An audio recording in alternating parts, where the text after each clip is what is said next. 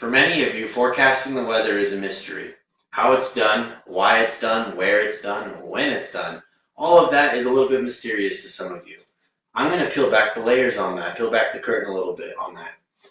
This is what is called the top-down forecasting process. In an earlier video, I did talk about the forecasting funnel, but I'm not going to go over that in depth in this one. We're going to talk about the sources of data instead.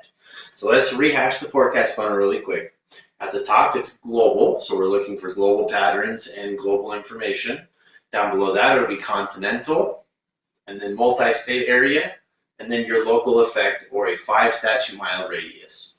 Let's take a look at what we're actually looking at those levels. What would a meteorologist or a weather forecast actually look at in order to make a decision? How would they make a product?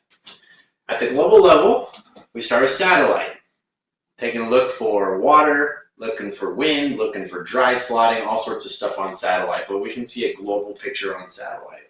After that, we're looking at wind maps, upper air charts type stuff.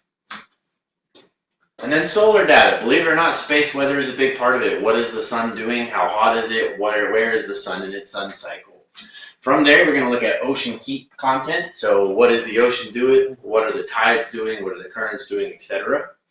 Now going down to continental level gets a little bit more specific. Upper air charts. So we look at upper air charts, we're effectively trying to see the pressure, the temperature, and the moisture at all levels of the atmosphere from top down. And then from there, we're trying to look at what is called the long wave pattern. Effectively, where is the heat and where is the cold? That's what the long wave pattern is really looking for. Now going down from there, we have the multi-state area. So a weather forecaster, when they're looking at this size, might take a look at some of this stuff over here. So we have radar, pilot reports or PIREFs. There's going to be SIGMETs and meso discussions, and this is not all encompassing. I'm going to show you some tabs in a later video, probably next video, and you'll see that this is in fact not all encompassing. It's just a quick peek.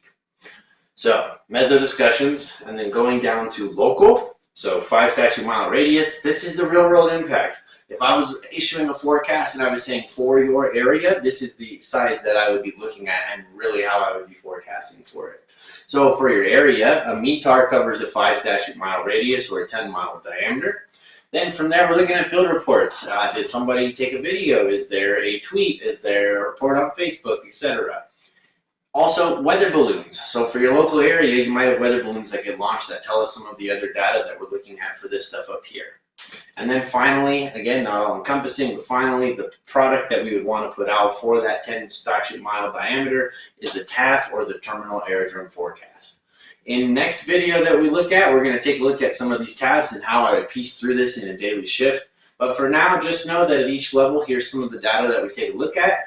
We start at the top, we start to iron out what's going on globally, and then we funnel it down into making a decision down here for you and your neighborhood. And now you guys have a little bit more insight into how that works. I hope you guys learned something in this video, and I hope you guys have a great rest of your day. Thanks, guys.